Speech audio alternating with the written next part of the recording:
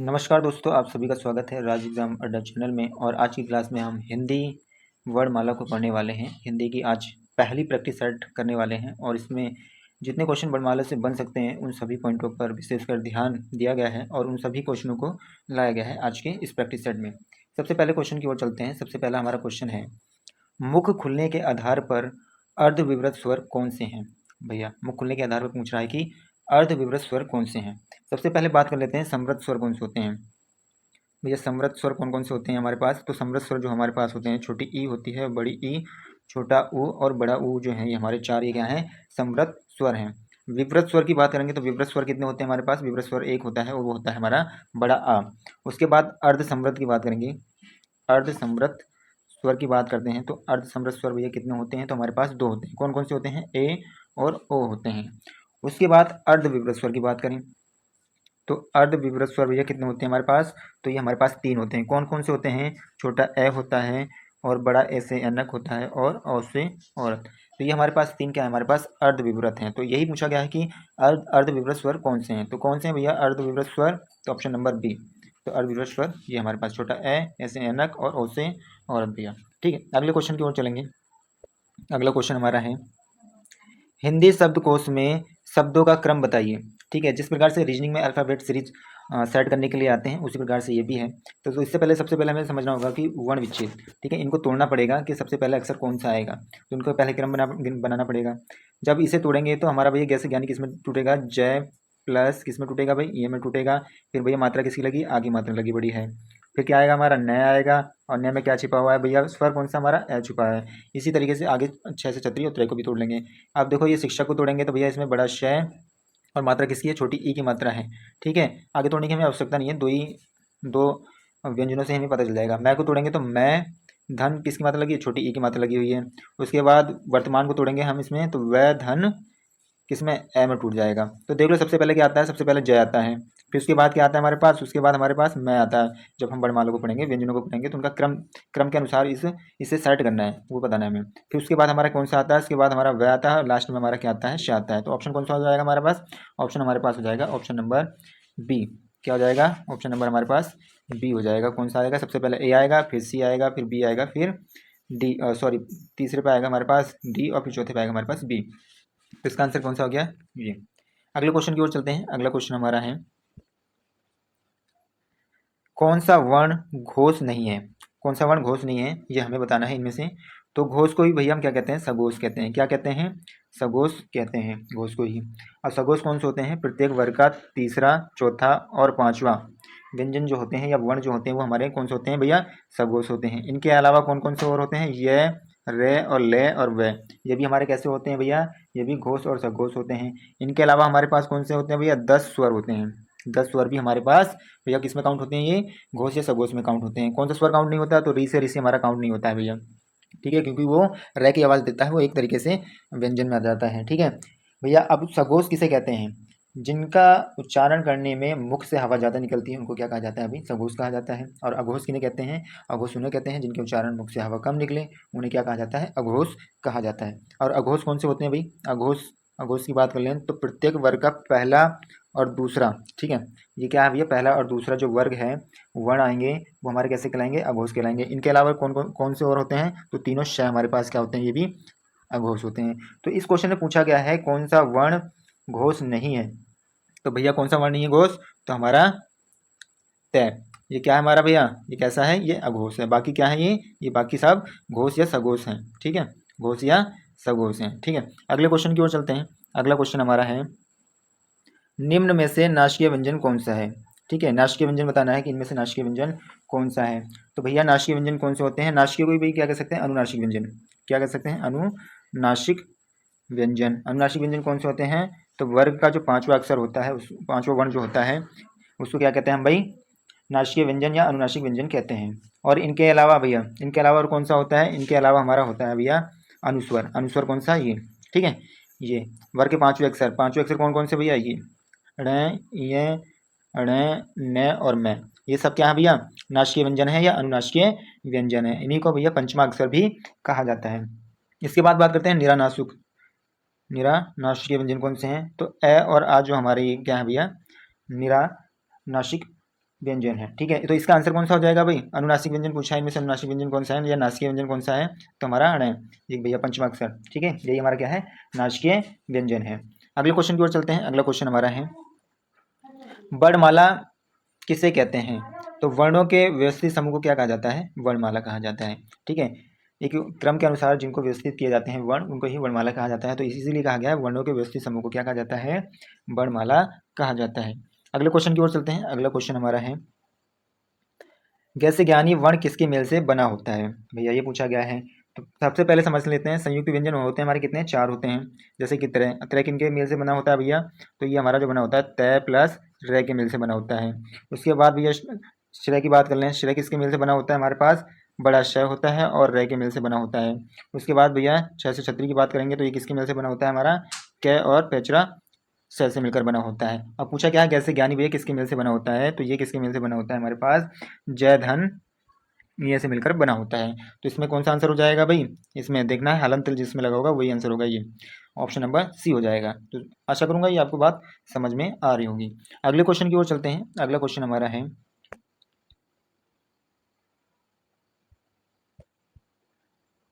भाषा की सबसे छोटी इकाई होती है। तो भाषा की सबसे छोटी इकाई भाई क्या होती है?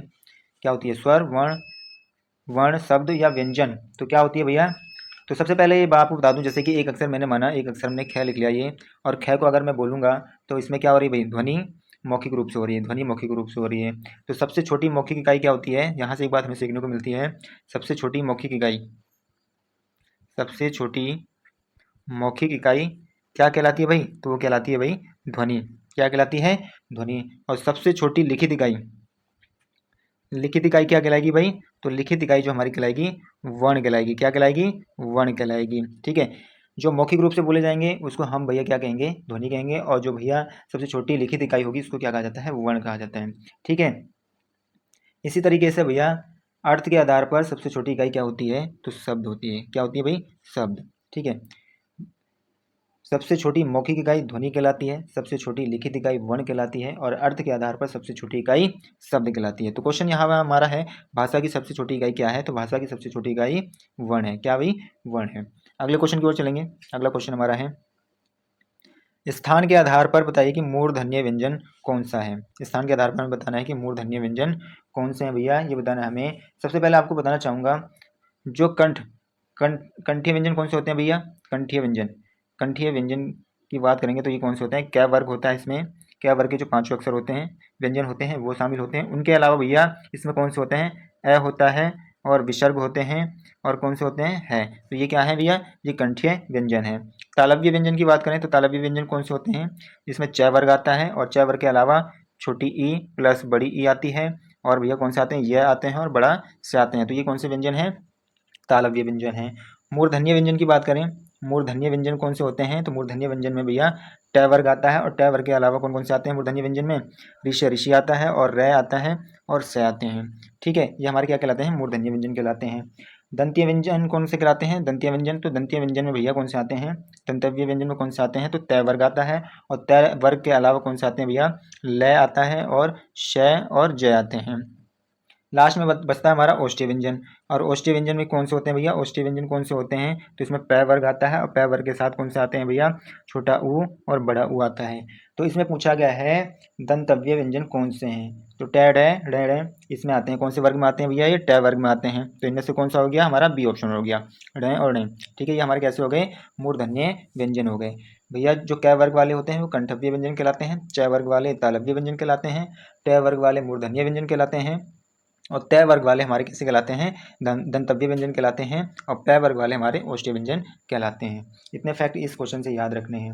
ठीक है, अगले क्वेश्चन की ओर चलते हैं। अगला क्वेश्चन हमारा है निम्न में से इकारांत शब्द कौन सा है? ठीक है, इनमें से भैया बताना है इकारांत शब्द कौन से हैं। ठीक है, तो सबसे पहले समझ लें कि इकारांत होते क्या हैं, या अकारांत किसे कहते हैं, या उकारांत किसे कहते हैं, या ओकारांत किसे कहते हैं, या एकारांत किसे कहते हैं। भैया जिसके आकार का अंत, भैया जिसके आकार का अंत उसके लास्ट वाले अक्षर से समाप्त होगी। जैसे कि मैं बात करता हूँ ध्वनि को, अगर मैं तोड़ूंगा, ध्वनि को तोड़ूंगा तो ध प्लस व प्लस किसमें टूटेगा भाई?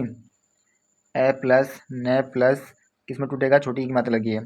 तो भैया जब इनको तोड़ा जाएगा और इनका अंत जिन व्यंजन पर होगा, ठीक है, जैसे यहाँ पर देखो छोटी ई पर हुआ है, तो जो लास्ट वाला जो हमारा व्यंजन होगा वही हमारे शब्दों को बताएगा कि ये इकारांत है या अकारांत है या उकारांत है या ओकारांत है। ठीक है, जैसे कि मैं अगर तोड़ लेता हूँ, कलम को तोड़ता हूँ, जैसे कलम, तो कलम को तोड़ोगे तो किसमें तोड़ोगे, कै प्लस ए प्लस ले प्लस ए प्लस मैं प्लस एम है। तो ये कैसा भैया, कैसा शब्द हो जाएगा, ये अंत किसमें हुआ, ऐसे हुआ, तो ये कैसा शब्द हो जाएगा, हमारा अकारांत शब्द हो जाएगा। ठीक है, जिन शब्दों का अंत जिस व्यंजन पर समाप्त होगा, जैसे कि ए पे समाप्त हुआ तो अकारांत हो जाएगा, ई पे समाप्त हुआ तो इकारांत हो जाएगा, बड़ी ई पे समाप्त होगा तो ई कारांत हो जाएगा, ओ पे समाप्त होगा तो ओकारांत हो जाएगा, ऊ पे समाप्त होगा तो उकारांत हो जाएगा।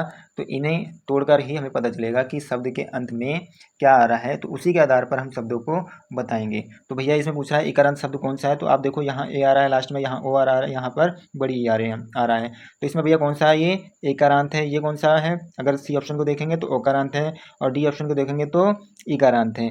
ठीक है, इसमें बड़ी इकारांत है। ठीक है, इसमें पूछ रहा है छोटी इकारांत, तो इकारांत इसमें कौन सा आंसर हो जाएगा, तो ध्वनि हो जाएगा। कौन सा हो जाएगा भाई, ध्वनि हो जाएगा। अगले क्वेश्चन की ओर चलते हैं। अगला क्वेश्चन हमारा है, मुख खुलने के आधार पर समृद्ध स्वर कौन से होते हैं। ठीक है, मुख खुलने के आधार पर समृद्ध स्वर कौन से होते हैं, तो समृद्ध स्वर कितने होते हैं भैया, तो 4 होते हैं। समृद्ध स्वरों की संख्या कितनी है, 4 है। कौन कौन सी होती हैं, छोटी ई, बड़ी ई, छोटा ऊ और बड़ा ऊ। तो ये हमारे क्या है, समृद्ध स्वर। और इसमें देख लो भैया आप समृद्ध स्वर कौन से हैं हमारे, तो पहला ऑप्शन हमें दिखाई दे रहा है। तो मुख खुलने के आधार पर भैया समृद्ध स्वर कौन कौन से हैं, बड़ी ई, बड़ा, छोटा ऊ। ठीक है, और समृद्ध स्वरों की संख्या कितनी होती है भैया, तो 4 होती है। ठीक है, अगले क्वेश्चन की ओर चलते हैं। अगला क्वेश्चन हमारा है, दीर्घ स्वरों का मेल के नियम, दीर्घ स्वरों के मेल के निम्न में मूल स्वर कौन से होते हैं। तो ये पूछा गया है हमारा। तो इसमें भैया कौन से हैं, सबसे पहले बात कर लेते हैं ह्रस्व स्वर। ह्रस्व स्वर कितने होते हैं, तो ह्रस्व स्वरों की संख्या कितनी है भाई, तो ह्रस्व स्वरों की संख्या हमारे पास कितनी है, तो 4 है। कितनी है, 4 होते हैं। कौन कौन से होते हैं भाई, छोटा आ होता है हमारे पास, छोटी ई, छोटा ऊ और ऋषि, ऋषि हमारे क्या है, ये ह्रस्व स्वर हैं। और ह्रस्व स्वर को ही क्या कहा जाता है भाई, लघु स्वर कहा जाता है। और क्या कहा जाता है, एक मात्रिक स्वर। ठीक है, ह्रस्व स्वर को क्या क्या कहते हैं भैया, लघु स्वर और एक मात्रिक स्वर कहते हैं। ह्रस्व स्वरों की संख्या कितनी है, तो इनकी 4 संख्या है। कौन कौन से होते हैं, छोटा आ, छोटी ई, छोटा ऊ और ऋषि, ऋषि। दीर्घ स्वरों की बात करें तो दीर्घ स्वर कितने होते हैं भाई, तो दीर्घ स्वर हमारे पास 7 होते हैं। कितने होते हैं, 7। कौन कौन से होते हैं भैया, बड़ा आ होता है, बड़ी ई और बड़ा ऊ। इनके अलावा और कौन से होते हैं, ए से ऐनक, ठीक है, छोटा ए, बड़ा ए, ओ से ओखली और ओ से औ से औरत। ठीक है, ये हमारे क्या हो गए भाई, दीर्घ स्वर हो गए 4। इन्हीं को भैया संयुक्त स्वर भी कहा जाता है। दीर्घ स्वरों को और क्या कहा जाता है, संयुक्त स्वर कहा जाता है। ठीक है, जो हमारे ये 3 होते हैं, ये और क्या कहलाते हैं भैया, ये सजातीय स्वर कहलाते हैं। ठीक है, क्योंकि ये एक ही जाति से मिलकर बने होते हैं, इसी कारण इनको क्या कहा जाता है, सजातीय स्वर कहा जाता है। किनको, बड़ा आ, बड़ी ई और बड़ा ऊ। ठीक है, और ये चारों भैया, ये चारों कैसे हैं, तो इनको और क्या कहा जाता है, इनको विजातीय स्वर कहा जाता है। कैसा स्वर कहा जाता है, विजातीय स्वर कहा जाता है। ठीक है, कौन कौन से होते हैं, ये 4 होते हैं हमारे पास, ए ओ और औ। ठीक है, विजातीय स्वर हैं। जैसे कि ए से ऐनक को बनाने के लिए भैया किन किन शब्दों व्यंजनों की आवश्यकता पड़ी हमें, तो इसका भैया मेल किससे हुआ था, तो ए प्लस ई मिलकर क्या बनाया इसने, ए बनाया। ठीक है, इसी प्रकार इसको बनाने के लिए किसका यूज़ करा हमने, ए प्लस छोटा ए नक की यूज़ करा हमने। इसी प्रकार से ओ को और इसी प्रकार से औ को बनाया। ठीक है, जो एक ही जाति से जिनका निर्माण होता है उनको क्या कहते हैं हम भाई, सजातीय स्वर कहते हैं। और जो अलग अलग जाति से या अलग अलग व्यंजनों के मेल से जो बने होते हैं उनको क्या कहा जाता है भाई, विजातीय स्वर कहा जाता है। ठीक है, दीर्घ स्वर कितने होते हैं, 7 होते हैं। दीर्घ स्वर को ही संयुक्त स्वर कहा जाता है और इन्हीं को ही सजातीय और विजातीय में बांटा गया है। ठीक है, तो इसका आंसर क्या हो जाएगा, इसका आंसर हो जाएगा भाई सभी, सभी में है। ठीक हो, ठीक है, किसमें भाई, सभी में है। अगले क्वेश्चन की ओर चलते हैं। अगला क्वेश्चन हमारा है, अगला क्वेश्चन देखेंगे, क्षय वर्ण कैसा वर्ण है। ठीक है, क्षय वर्ण कैसा वर्ण है ये हमें बतानी है। घोष है या अल्पप्राण है या महाप्राण है या अघोष और अल्पप्राण है, तो भैया कैसे हैं ये हमें बताने हैं। तो किसका पूछ रहा है, क्षय वर्ग, क्षय का। ठीक है, अल्पप्राण कौन से होते हैं भाई, अल्पप्राण हमारे कौन से होते हैं, प्रत्येक वर्ग का पहला, तीसरा और पांचवा वर्ण क्या कहलाता है हमारा, अल्पप्राण कहलाता है। और महाप्राण कौन से होते हैं भाई, महाप्राण अब जो बचे हैं वो महाप्राण हो गए, तो प्रत्येक वर्ग का दूसरा और चौथा क्या कहलाता है हमारा, महाप्राण कहलाता है। ठीक है, और भैया घोष किसे कहते हैं, घोष अघोष, सॉरी अघोष किन्हें कहा जाता है, तो प्रत्येक वर्ग का पहला और दूसरा क्या कहलाता है हमारे, अघोष कहलाते हैं। और सघोष किसे कहते हैं भैया, सघोष, सघोष जो कहते हैं प्रत्येक वर्ग का तीसरा, चौथा और पांचवा। तो च वर्ग लिख लेते हैं भैया। च वर्ग में कौन कौन से अक्षर वर्ण होते हैं, ये लिख लिया हमने। पूछा क्या है, छ वर्ण में कैसा वर्ण, छ वर्ण कैसा वर्ग है, छ, ठीक है, छ कैसा वर्ण है, ठीक है, ये पूछा गया है। तो सबसे पहले चेक कर लेते हैं भैया। तो ये क्या है भैया, अघोष भी है, और ये क्या है हमारे पास, और इसके अलावा क्या है हमारे पास भैया, महाप्राण है, ठीक है, क्या है भैया, महाप्राण। तो इसका आंसर हमारा क्या हो जाएगा, इसका आंसर हमारा भैया अघोष भी हो जाएगा और महाप्राण भी हो जाएगा, ठीक है। तो इसकी जगह हम कर लेते हैं महाप्राण, ठीक है, अघोष और महाप्राण, इसका आंसर ये हो गया।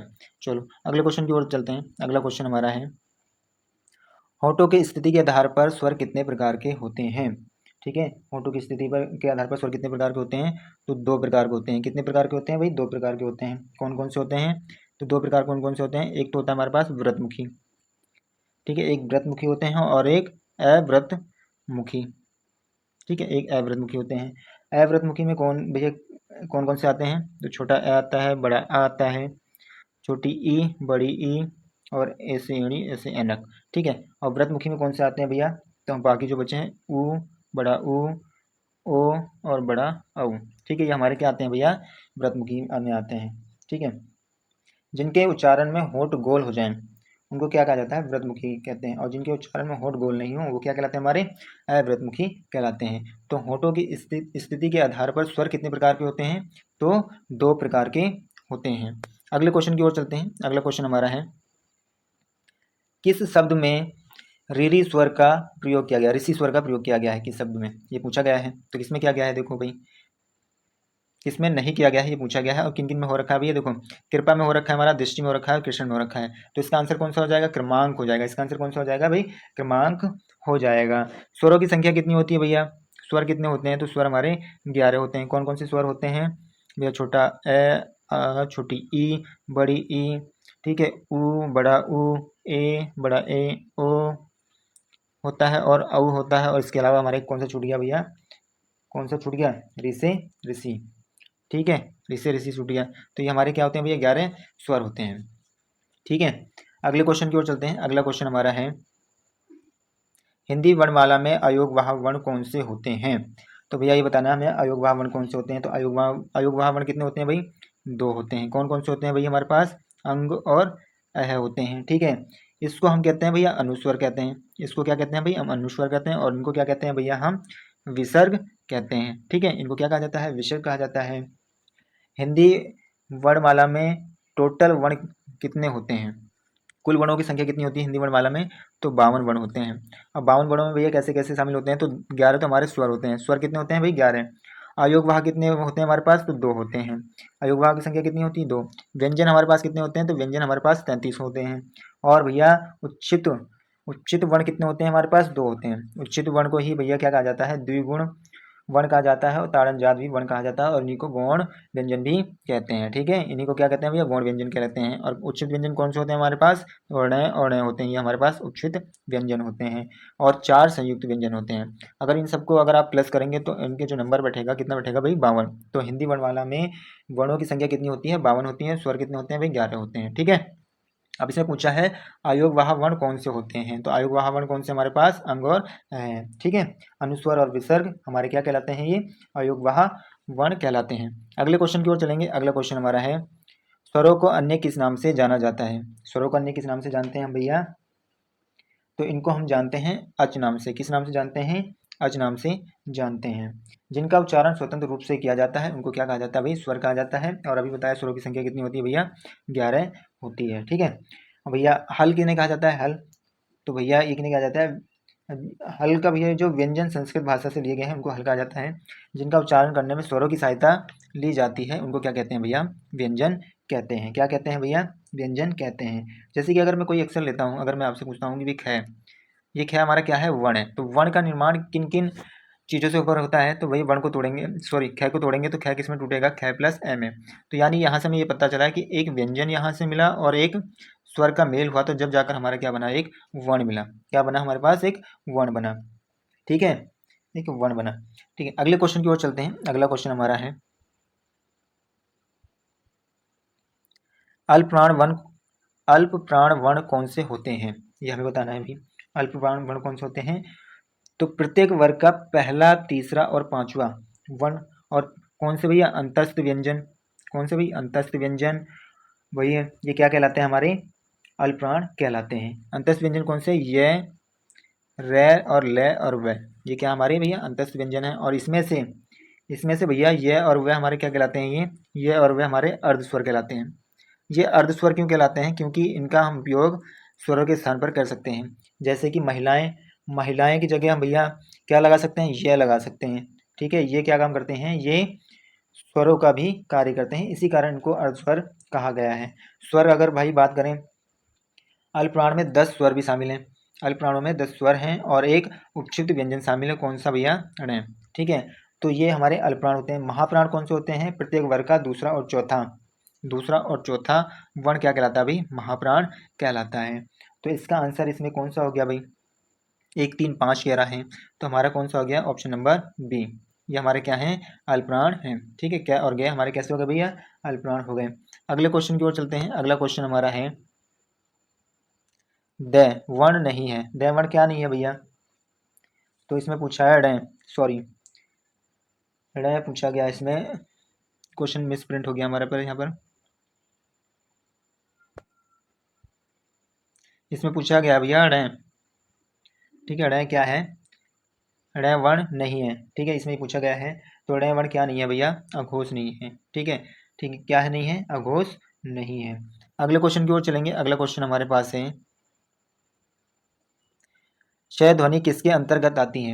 ये पूछा गया है, क्षय से क्षत्रिय ध्वनि किसके अंतर्गत आती है? तालव्य या मूल स्वर या घोष वर्ण या संयुक्त वर्ण? तो किसके अंतर्गत आते हैं भैया? संयुक्त वर्णों के अंतर्गत आते हैं। संयुक्त वर्णों की संख्या कितनी होती है? तो 4 होती है। 4 कौन कौन से होते हैं हमारे पास? जैसे ज्ञानी, इसका मेल किन किन व्यंजनों से होकर होता है? तो जय प्लस एस, किससे? इ से।